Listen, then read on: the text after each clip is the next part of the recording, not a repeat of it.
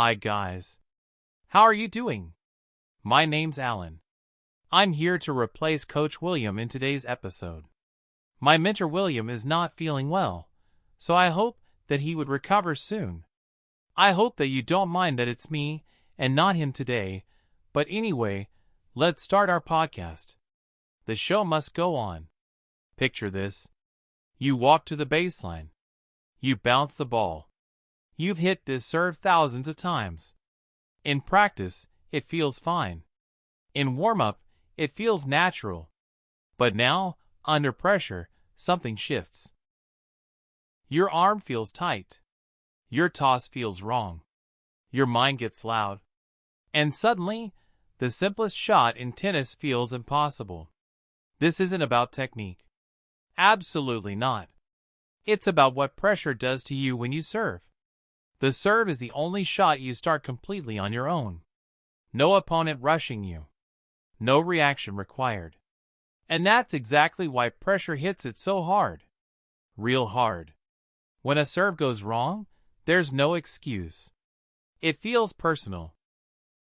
A double fault doesn't just feel like losing a point. It feels like being exposed. Like you failed in a moment where everything was under your control. An epic fail. Under pressure, your mind stops thinking, "Hit the serve," and starts thinking, "Don't mess this up." That small shift changes everything. Your focus moves from intention to avoidance. From flow to control. Your body responds immediately. Muscles tighten.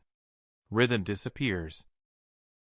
Not because you forgot how to serve, but because your nervous system believes something important is at risk. The paradox is this.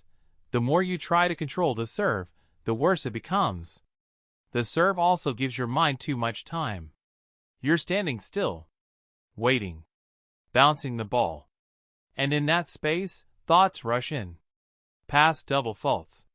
Future consequences. Imagined judgment. The mind leaves the present.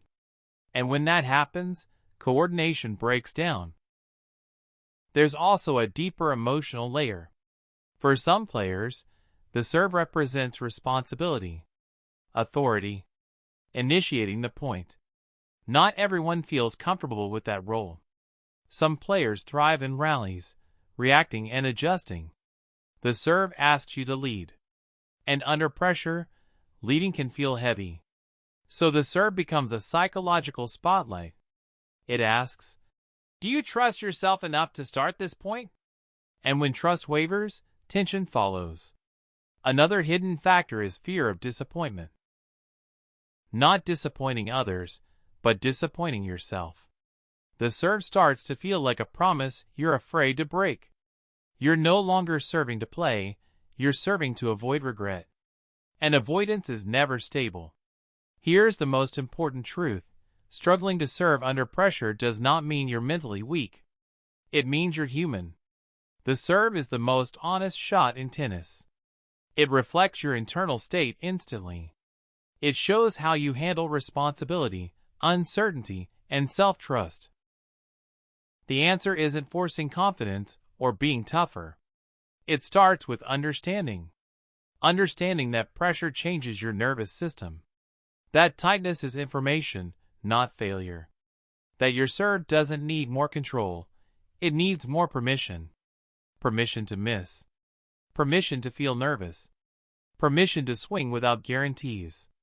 When the serve stops being a test of your worth, it becomes just a shot again.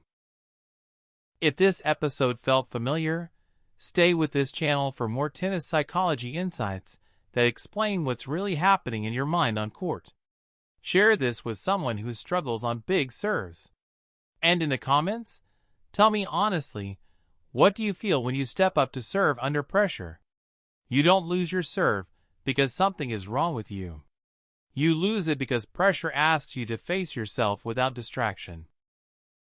And when you meet that moment with understanding instead of judgment, the serve becomes what it was always meant to be, a beginning, not a verdict.